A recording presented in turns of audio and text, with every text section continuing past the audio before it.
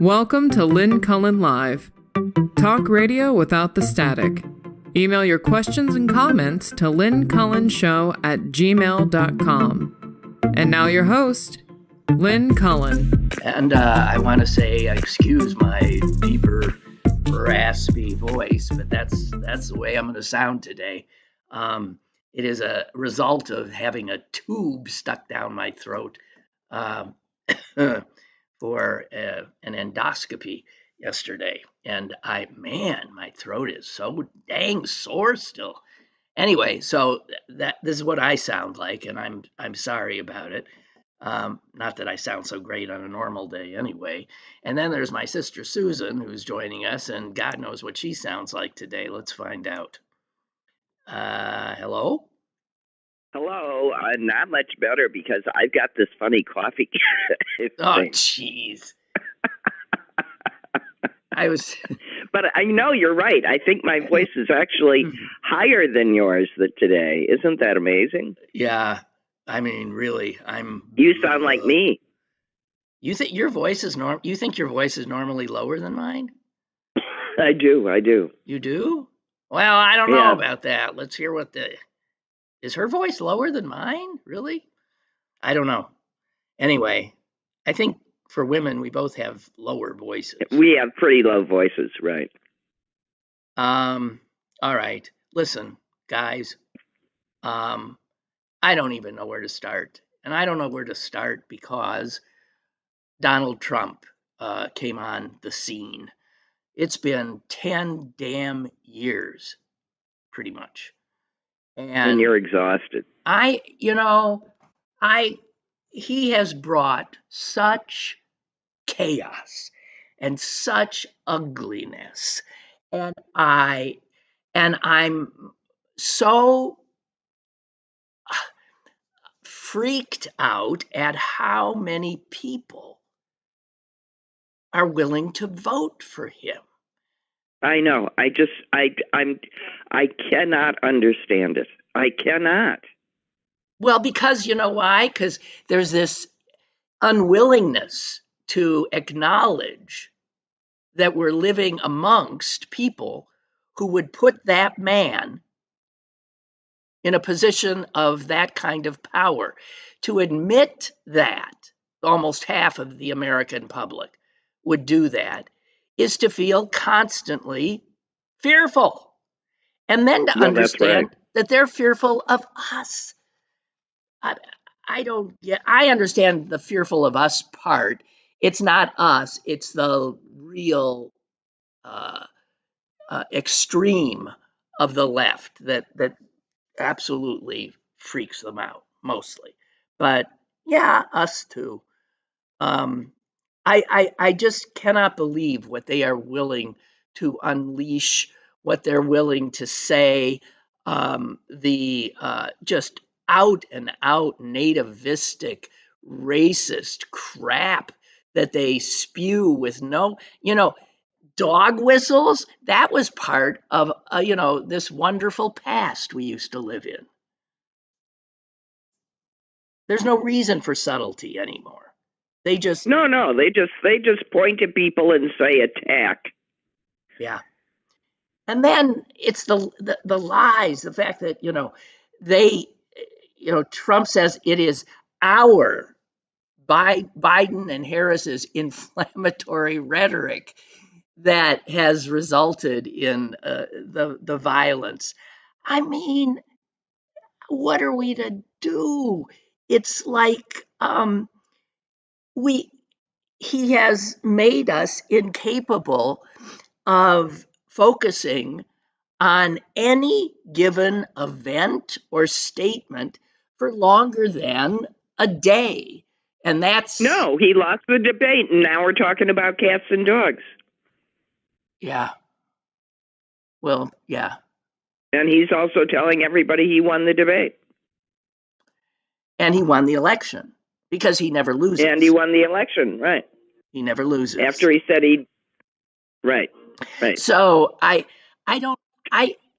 understand that people who live in totalitarian countries the Russians and others, the North Koreans, and the Chinese, that they live in this insanity constantly, being told lies and being fearful of speaking out. And I have always thought I could not live in a place like that. It would take away my very self. And I feel we are getting so close that it's and that there are people that honestly do want to live that way, prefer the lies. Yeah, because they're assuming that that the things that will be suppressed will be what they want to have suppressed, right? That it is beyond belief. I'm sorry, I am beside myself. Vance just openly admitting they made up the story. Yeah, so we make up stories. We make up stories to draw if it proves, if it furthers our point, that's fine. My God. And he is, let us remember, the senator from the state of Ohio, and he is creating this havoc and fear amongst his own constituents.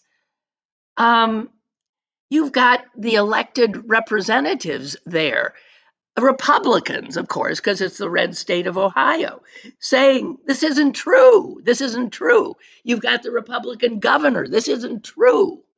It doesn't matter. It doesn't stop. It just intensifies. You just keep lying.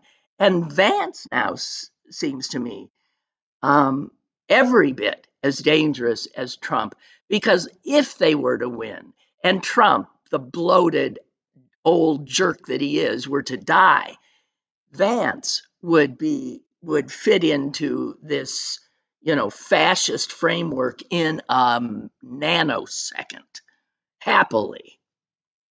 My God. Oh.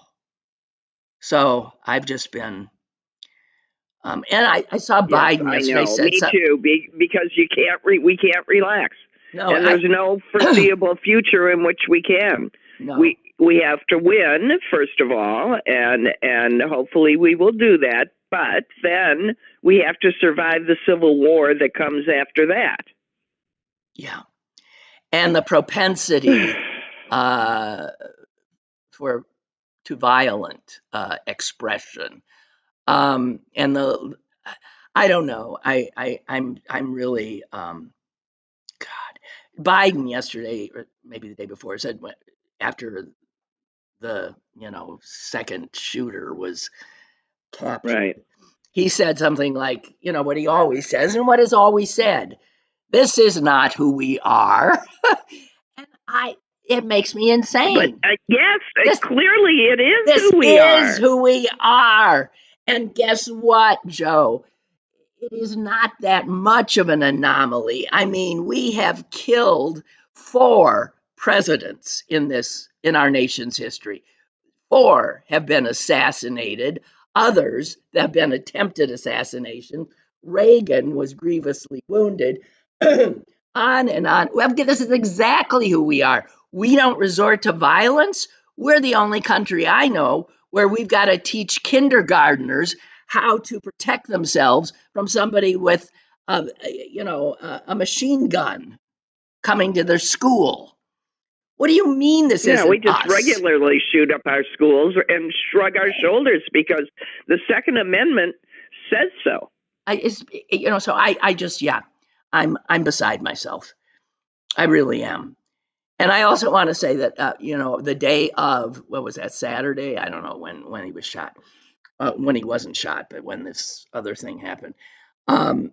I turned on the news, and the breathless newscaster was saying, this has never happened before. 2 attempts on a president's life. And I'm thinking, where the hell have you been? I mean, Gerald Ford, for God's sake, had 2 women shoot at him in a 3-week period back in the 70s. The Manson girls. Yeah. One of the Manson girls, that was Squeaky. Squeaky took a shot at him, Squeaky Fromm. And then there was that older woman. She was like this middle-aged, she looked like a middle-aged housewife. She was from West Virginia. I'm blanking on her name. Was it Moore? I don't know. I think she was the first one, and Squeaky came 3 weeks later. Insanity. It's just, this is who we are. Boy, must they have been lousy shots. They were like a few feet from him. That's the only thing that, it turns out that it's rare that whoever decides to do this can actually shoot. Yeah. Well, let me say this, though. Asking the Secret Service to protect Trump on a golf course, or faulting them for their inability to search every inch of every place golf course daily that he might decide on a whim to go. Yeah. They can't keep that whole golf course under constant surveillance with constant. When they said it wasn't on the schedule, that means they might as well have gone and searched the shopping center. It's unbelievable. I don't know. And I'm listening to the reporters' questions. I'm going, am I in alternative reality? Did they not just listen? Yeah. But why didn't you search it? It wasn't on the schedule. Yeah, but why didn't you search it? And this guy, that was the conference. Yeah. Well, unbelievable. Just un-effing believable. Okay.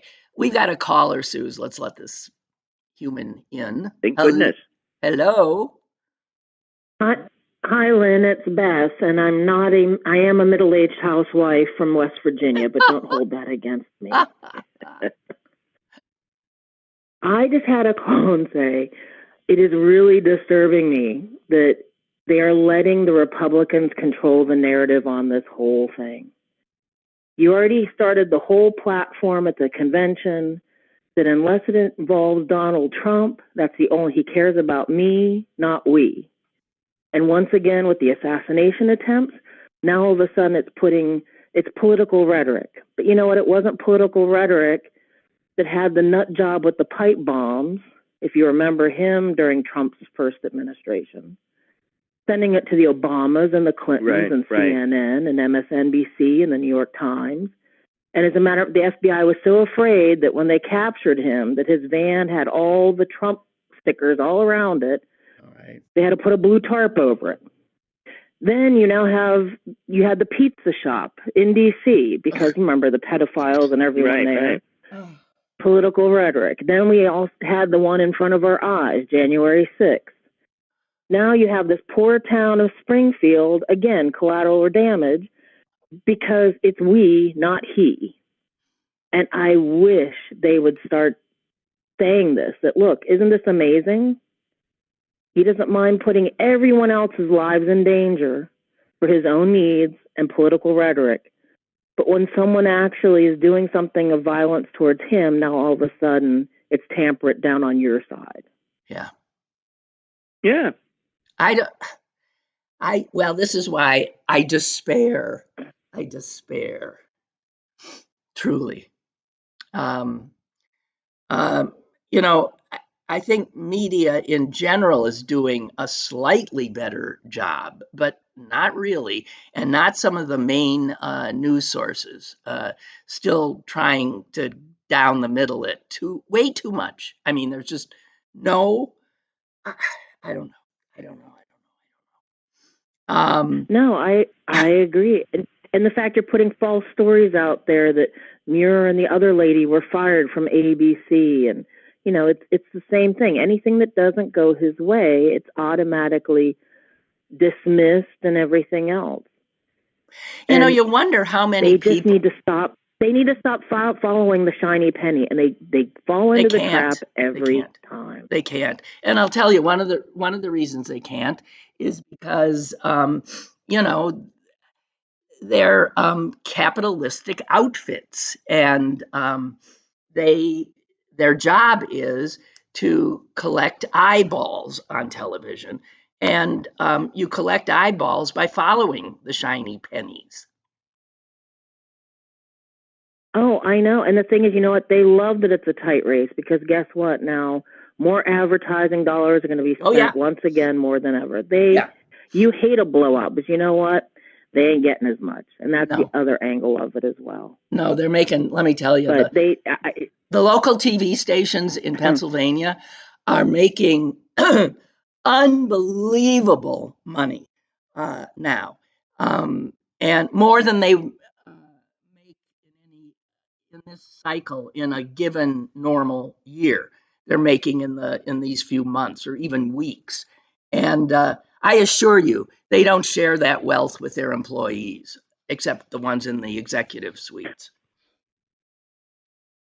Oh, I believe it. I know there was a thing too that I guess, and this is about a year ago, where you had hedge funds buying up small, even radio stations. Cheap in these swing states, and then they're going to dump them or close them or donate them to some right wing whatever. But that's because they know how much money is out there in this cycle. As well. Oh well. But thank you for listening from the Desperate Housewife, and oh God, please, Harris, please win. That's all I can say. Thank you. Thank you. Yeah, well, your mouth to God's ear. That's all I can say. Yep. Ugh, yep. Thank you. Okay. Bye. Bye. Okay, we got to keep the spirit up, guys. We got all to right, keep I can do it. I can do it. Sense of possibility up. Yeah. AC has put on chat here. It's Patty and Selma Day on the Lynn Cullen show. I don't think the other. It's not Patty, is it? Selma for sure. Selma and I was thinking Louise. No, that's Thelma and Louise. Although that's what you Selma and Louise. Two raspy voiced old ladies. Well, there was one transcendent thing that happened that I happened to see on scrolling around on the internet, and if you haven't seen it, I'd look it up. Unfortunately, it involves Musk's SpaceX thing that he had one of his rockets went up and with 4 astronauts in it, 2 of whom I believe were billionaires. One of the billionaires for sure. It was on his dime that this whole thing happened. But they did do stuff that hasn't been done in decades and decades. And they did something that has never been done before, which is astonishing. But I just want to point out that they went higher than any manned mission since 1972. And they were 3 times higher than the International Space Station.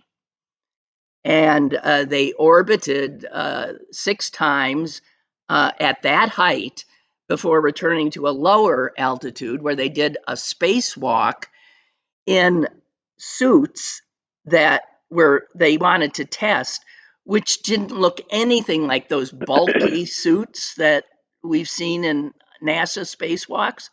They looked like almost a regular, sleek suit. And so they got stuff done, and they were, I don't know, but one of the people on board was an engineer, works for SpaceX. Her name is Sarah Gillis, and she's an amazing violinist on top of it. And while she was up there floating around, she played the violin so beautifully you could die.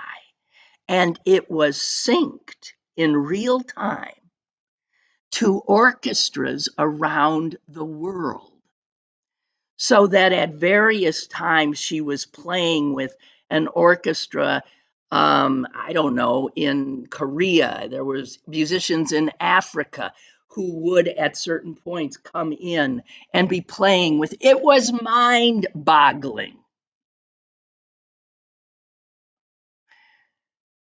And there's a video of it, and if you haven't seen it, man, I don't even comprehend how you do that.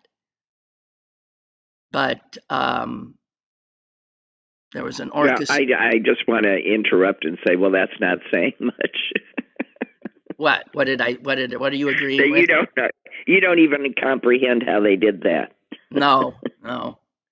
I mean, to synchronize I understand. In real time, given the fact that, I mean, what? She's 870 miles up in the air, floating around with her violin, and the others are earthbound in Brazil and Norway, and it was mind-blowing. So just look for the video of that, because that was one of those things where you're reminded of, how we're all just humans on this one little spot in this huge universe. And it was like the first time in a long time I felt, a sense of awe and peace. Just saying. And if you want to keep it a little lighter, Susan. Yes. Today's science section in the New York Times gave a hint of how to, if you're being beset and besieged by an earworm, not, a song. Yes, a sound, not an actual worm in your ear. A song you can't get out of your head, which happens to me a lot. They say that they've tried to do research on why it happens, when it happens, what kind of songs get stuck. And, sometimes it drives you insane. It does, because I often have, like, commercial songs that I hate that get stuck. And it's does that person do their job? Man, yeah, it's absolute torture. But they said one of the things you can do is, and they said this has been studied, chew gum. I don't know. They don't know. You have to pop it, or you just chew it? No, they just chew the hell out of some gum. Vigorously chew. But the other thing is get really busy in a way that requires your full distracts you. attention. Yeah. Right. And because earworms tend to happen when you're relaxed and your mind is, just sitting there like a sitting duck. So that's how it happens. Anyway, so do you think Laura Loomer and Trump are stooping? I'm going to say this about that. Yeah. Yeah, right. I knew that's what you were going to say. Imagine it? No. Yeah, right. Probably though. Yeah. Yeah. Anyway, your former senator Claire McCaskill just loves that Loomer's his main squeeze now, and she said, I hope he keeps her very close to him between now and the election. They belong together. Yeah. No, he's already been told that she's a liability and no woman's worth that to him. So she's pretty much gone. Well, we'll see. I mean, the fact that Marjorie Taylor Greene. Well, she's just jealous. Marjorie Taylor Greene has said, here's what she said. Here's her quote. I don't think she has the experience or the right mentality to advise for a presidential election. Yeah. Well, Yeah, right. yeah. Tell us, Marge. Coming from Marge. And Lindsey Graham was all beside himself, too. God, these despicable. Well, that's because she said, come on, Lindsay, we all know you're gay. You're gay. Yeah. Yeah.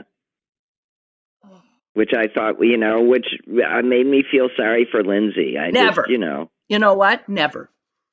I always think I'm way too empathic or empathetic. I think both are right. Yes.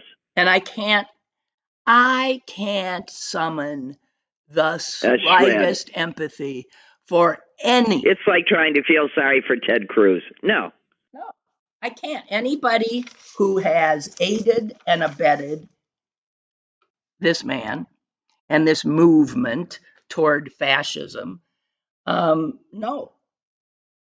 No, they deserve whatever is coming to them. But it is interesting that apparently Ted's seat is actually pretty seriously in play. Finally, I would doubt that. They're saying. Now, I know. Listen, Suze, it's true. If there is, and I don't even want to go there, like a huge blue sweep, and turns out Kamala has incredible coattails.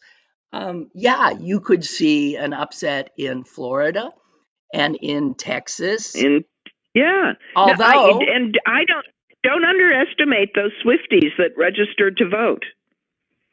And in places like Missouri, which I wouldn't even think anybody had a chance against Josh Hawley. No. But they tried. They've got abortion on the ballot, and that's going to bring out a lot of blue voters, and they just might push. But the thing is, it brings out through. It brings out the other side too, though.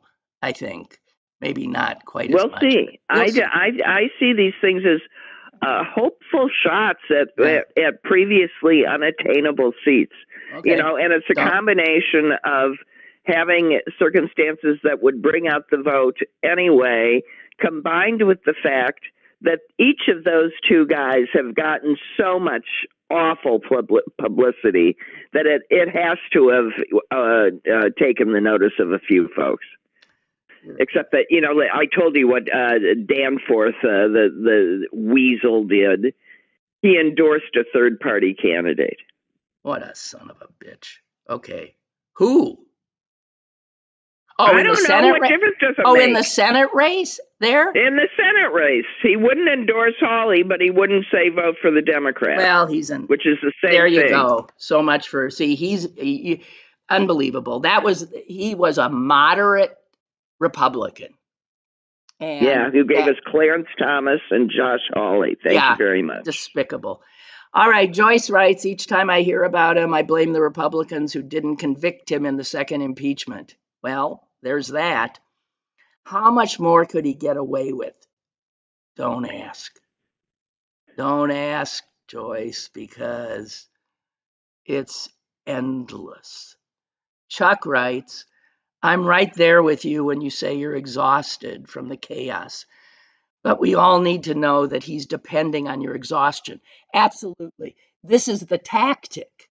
It's the tactic to, have these lies and outrages come at, like fire hose force nonstop, so that every time you get up with your finger in the air saying, but, you just get slammed with something else. That is their tactic.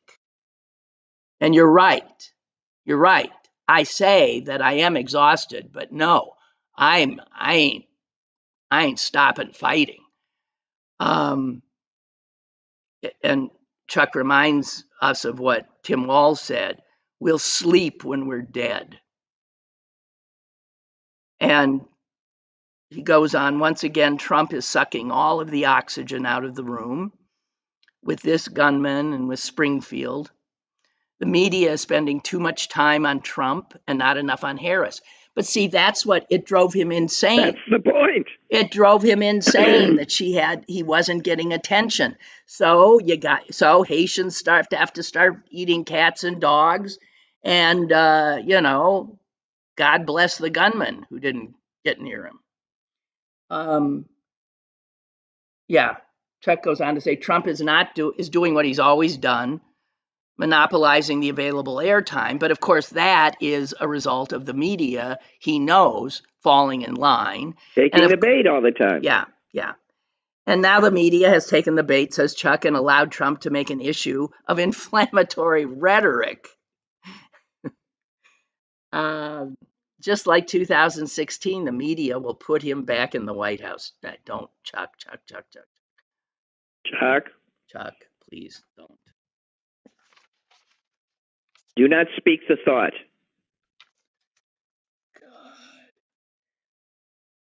There is a easily 7-inch or maybe even 8-inch praying mantis on my doorbell. It's a praying mantis. It's not just a walking stick.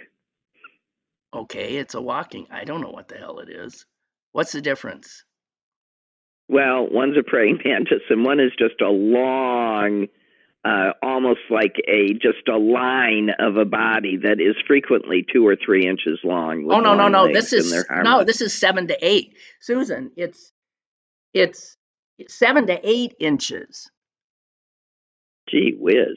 It's a praying bird. No, it's a praying mantis. And he's sitting or she's sitting there.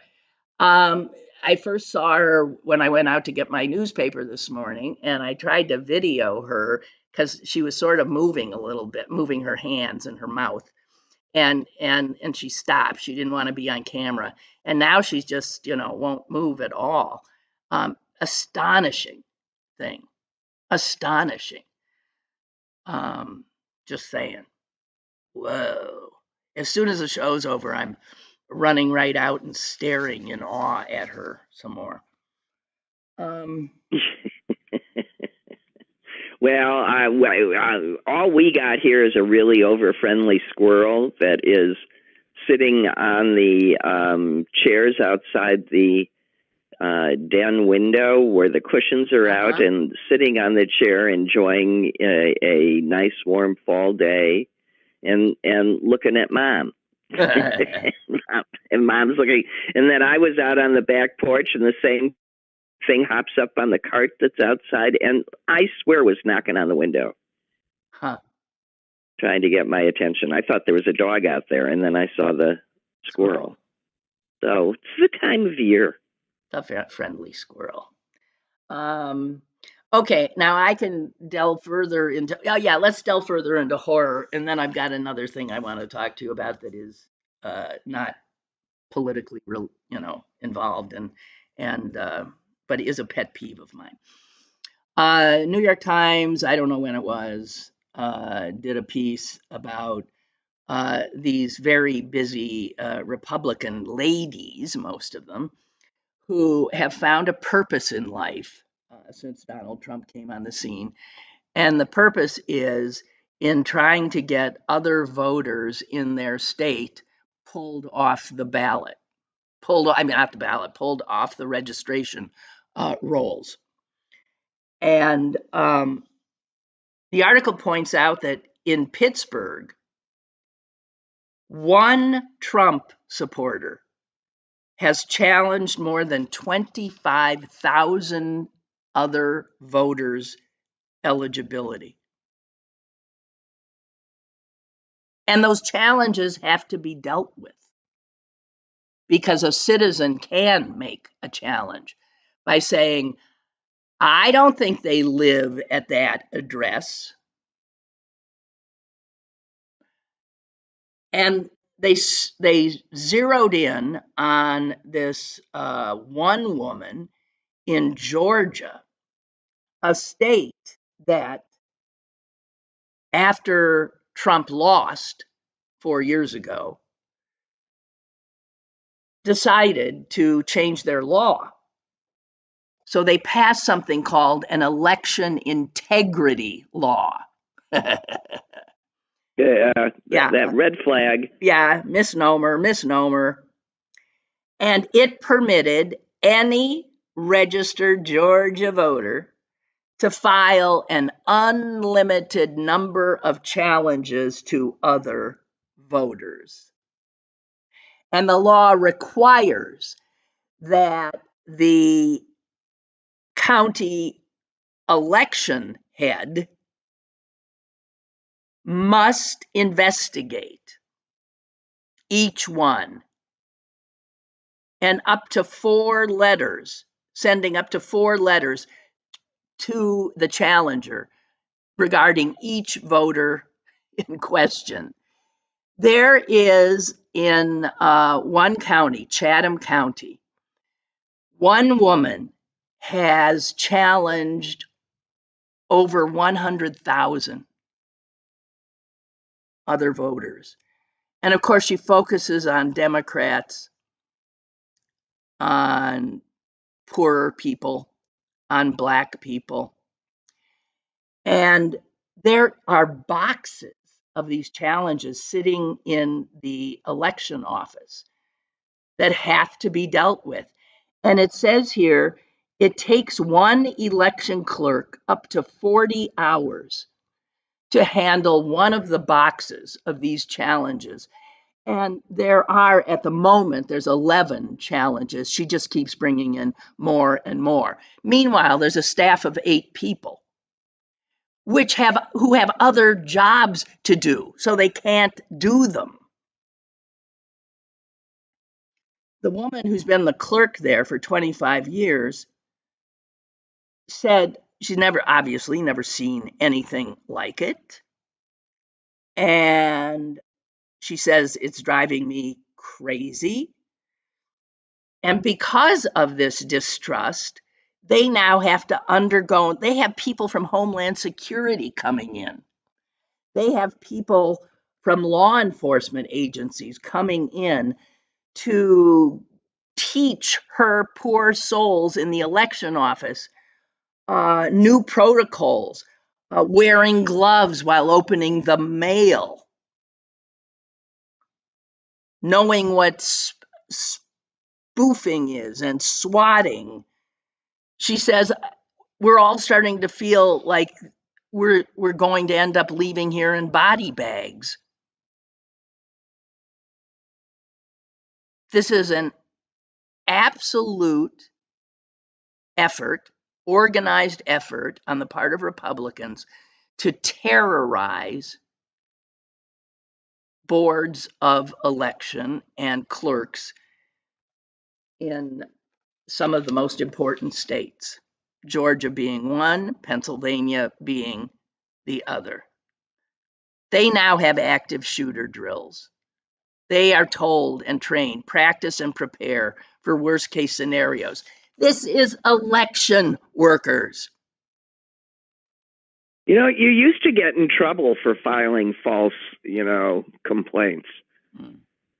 Unless an awful lot of her people are actually checking out that woman, there has to be the law. They changed the law in Georgia. It's a Republican legislature. There's no penalty for being wrong about your suspicions. None. They passed a law allowing this kind of thing to literally gum up the works of county clerk's offices. I understand they did it on purpose. Yeah. There used to be. I mean, it's a law that's designed to break the rule of law. Exactly. Incredible. God. Okay. I thought you were going to cheer things up. Okay, no, I said first I'm trying to, okay. This is not cheering up, but this is not as important, okay? Okay. This comes from one of those, advice columns, and it's my major rant. Okay, here it is. My best friend has naturally been involved in planning my wedding. My fiancé and I intended to marry on the East Coast, but our guest list quickly ballooned to 350 people. So we opted for a smaller destination wedding, of just 200 people. Oh my God. In his home country. It's an 8-hour flight. Well, they do that on purpose, so no one will go. I don't think they do. That's not the sense I get. This woman thinks people are going to fly 8 hours there, 8 hours back at their own expense to go to her stupid wedding.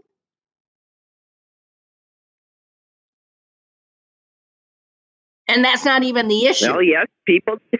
Yes, okay. What's the issue? The issue was her best friend wanted to bring a +1, and she's not allowing +1s. You have to be married to bring somebody. And I'm thinking, whoever this bride to be is, I so can't stomach her. I just what a self-centered piece of crap. Where do these people get off with these destination weddings? The whole point behind a destination wedding is to scrape people off. Well, it only scrapes off those who can't afford. It becomes weddings for the rich, people who've got the means.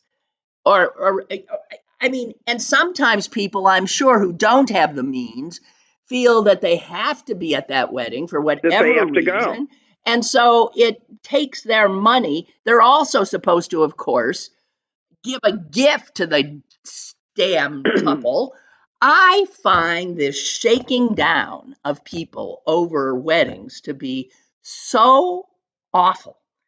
I mean, if you're not and then the poor bridesmaids, for example, or groomsmen are then forced to plan a vacation somewhere prior weekend that they also, have to shell out plane tickets and money for to entertain the bride and or groom before they go. I mean, there's all of these, separate events that are and I keep thinking these are people who are trying to, if they're smart, save money to have a house someday. Well, I'm assuming can't be blowing 5,000 here and 10,000 there. I'm assuming if they do this kind of thing, they obviously already have money.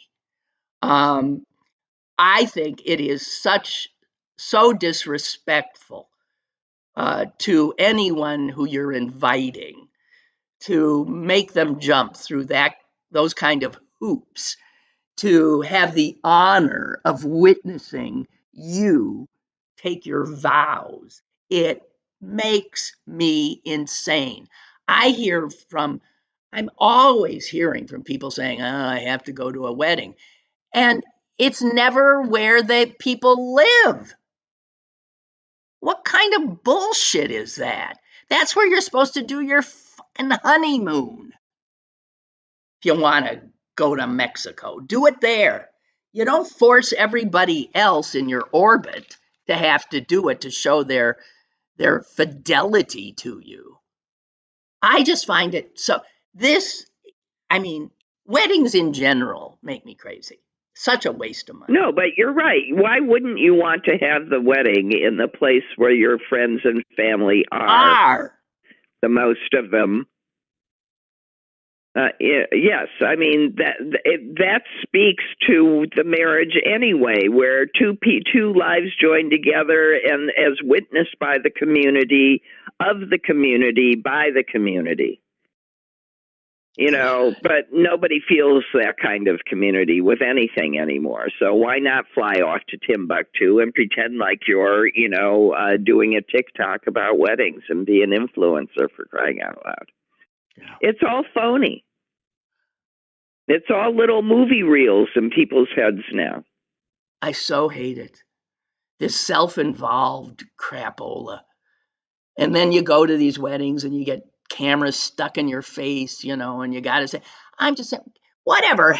When people used to not take themselves quite so seriously, we've raised generations of people who think they're the be-all, end-all, and center of the fucking universe. It makes me nuts. I'm sorry. And the fact is, I have never been invited to a destination wedding. I have, and I didn't go. It was, a couple of them, and they were and they were during COVID to boot. Ridiculous. Absolutely ridiculous. Which gave me all sorts of reasons to say no, and I did. But I also understand what to me is the underlying message of most destination weddings, which is we really don't care if you come, and we're giving you this excuse, but we'd like a present. Disgusting. That's why I say shakedown. And that's before you've already given them something for some fucking bridal shower. I hate this stuff. I hated it when I was young, too. I just have never understood it. And ridiculous. Anyway, that's my rant. And I understand I might be offending some people, but I don't care. Catching up on emails. Jonathan writes about the bug at my door. I'm sure it's a praying mantis. If it's at your doorbell, it just might be a Jehovah's mantis.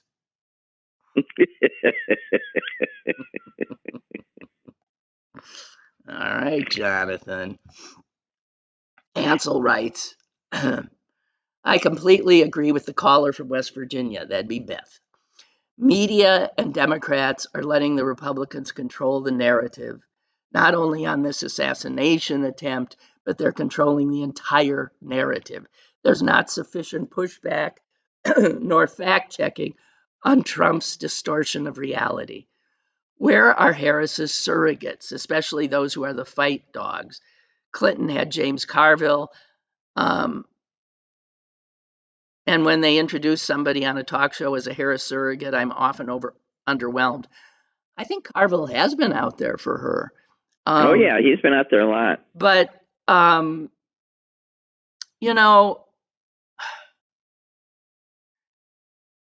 think the Harris campaign has decided to do this campaign of positivity to contrast with the horrors on the other side. And, maybe it's not, I don't know, but you're right. They could use attack dogs coming, surrogate attack dogs coming at Trump and Vance. I'm so sorry for this voice. By the way, Ansel writes, it looks like Trump's new replacement for Kellyanne Conway is Laura Loomer. She also has elements of Steve Bannon in here. Let's hope the inevitable October surprise has something to do with Trump and Loomer. Loomer is just out and out hater. She's so vile. I don't even want to give her. Well, and the fact that is a Jewish woman is just appalling to me. We excommunicate her. She's even said anti-Semitic stuff, Susan. She is vile. She is exactly she's the epitome of this self-centered me. I'll do anything to get attention person. Anything. She is vile. Well, and being one of those awful people that was claiming that. Hello, Susan. Yoo-hoo. I don't know what happened to her. Susan. I'm here. Can you hear me? No. And it says here you can't hear me? Yeah, now I can, but you were gone for about, 20 seconds to me, even though it says it says excellent connection. I haven't been having connecting troubles. No, I checked my phone and the mute was not on, but I turned the mute on and I turned it off and now you can hear me. Okay. So there you go. Well, and Beth has emailed back that Chatham County in Georgia that I was talking about is a blue county. Well, yeah, that's why this woman would be going after the people there. And she says it's shocking that they would hit that one. like where the Savannah College of Arts and Design is, with a student population of over 14,000. That's exactly what the article said she's going after. Student votes, too. I didn't mention that. She goes after student votes, challenges almost all of them. Right. Unbelievable. Interesting piece, since I said anti-Semitic, about some ads that we're not being treated to here, but that are showing up in Michigan, and specifically in the areas of Michigan where there are very, very large Arab population. And here is one of the ads. The narrator says, Doug Emhoff would be the first Jewish presidential spouse ever. And it says it's said in this like a Jew would say it, right? Hey, he'd be the first Jewish spouse ever. As it goes on, it becomes clear that the ad is really more cynical. First of all, the super PAC that is paying for the ad is tied to, down the line to Republican PACs and other things. And what they're doing is reminding anti-Semites of Harris's Jewish husband. And the narrator goes on to cheerfully, while speaking of Doug Emhoff, they put up an Israeli flag on the screen. And man, that is only to get the anti-Semites and the people who are unhappy about Biden and Harris on Gaza. And the narrator goes on, in all the pictures of Emhoff, he's wearing a yarmulke. Jewish. They've had it. So it's not, and he's not the kind of Jew who, he wears the yarmulke. I'm sure when he goes to the synagogue, he puts a yarmulke on, or they doctored him. But he's not an Orthodox Jew who walks around wearing a yarmulke, a skull cap. They show him visiting Oskar Schindler's factory and lighting Hanukkah candles with her. And the ad ends with Kamala Harris and Doug Emhoff making history, standing up for what's right. And what's interesting is someone who's naive would think that was the pro-Harris ad aimed at Jewish voters. Right. Quite the opposite.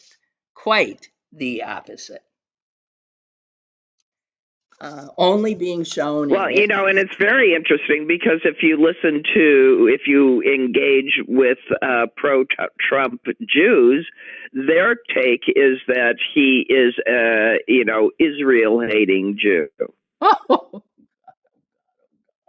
Oh God. Yeah, right. So they're playing both sides.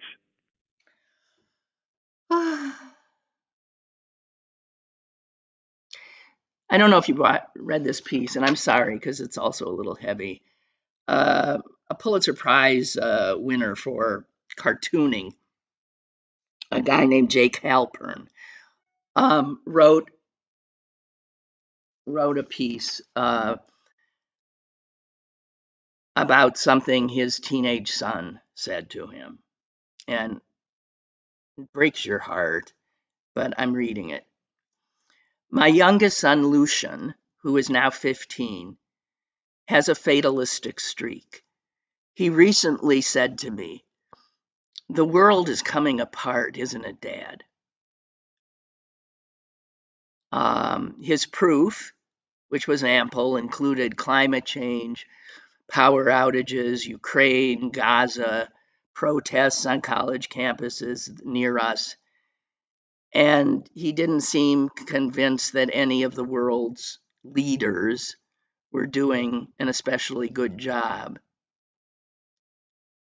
And the guy who's writing it said, he said to his son, well, how much faith in general do you have in adults?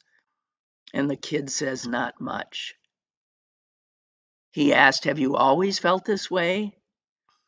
And the kid said, no, the world was better 10 years ago. That kid is absolutely right. Well, that's the problem. And the father says, how do my inclination was to lie to him and try to buck him up and say things aren't so bad. And then I thought, how could I give him reassurance when we would both know that what I'm saying is a lie?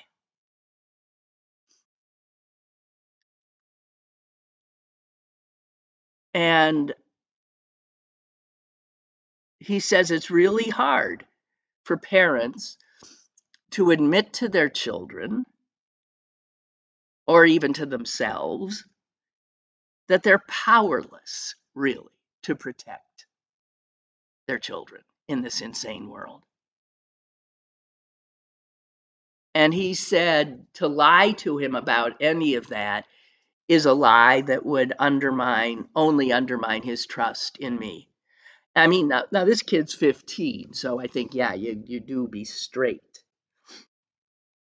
But you don't want to make a child that young feel like there's no hope. So he says, I've embraced what I call the Iron Curtain response, which he got from his wife, who grew up in a communist country and managed to get the hell out, and who lived with terror and all kinds of crap, and talked about the fact that you just have to keep going on. So he says, I've embraced my wife's Iron Curtain response, which is, yes, the world is broken, seems to be falling apart, which is why you need to fix it. And Lucian's response, his kid's response, he said, would be, but we didn't break it. You did. And if you can't fix things, what makes you think I can? And he said the Iron Curtain response is, maybe you can't. Ninu? What? Now you can't hear me. Maybe you can't, but you Lynn, still I just have lost you. to try. Well, let's hope others haven't lost me, because I'm still here. You're back now. Okay. You lose me, I lose you. So anyway, the father, Susan, says, maybe you're not going to be successful trying to fix things, but you have to try.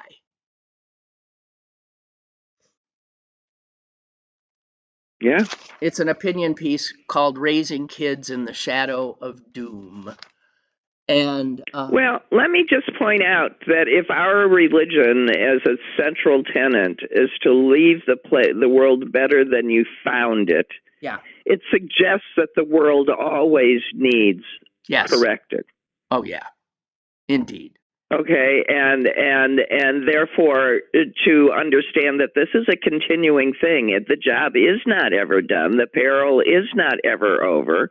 Each generation has a responsibility to do its best, and some are more successful than others, but it doesn't mean that we aren't each, hopefully, trying our very best to leave our little spot better than we found it. That's right. That's what we can control.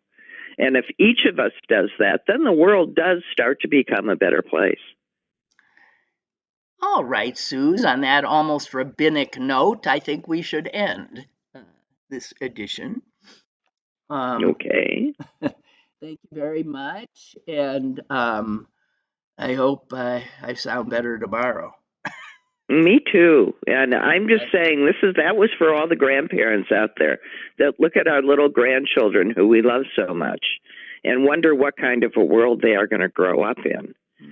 we have to hold on to that, and we have to, if we haven't been doing it so far, get to work, folks. Let's make this world better for our grandkids. There's still time. Okay. Thank you. Bye. Bye, Suze.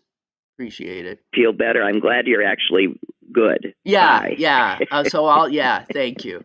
Yeah, I should say I passed all the procedures with flying colors, but man, they do a job on me. Okay, so yeah, they broke you pronouncing you well. That's a St. Patrick.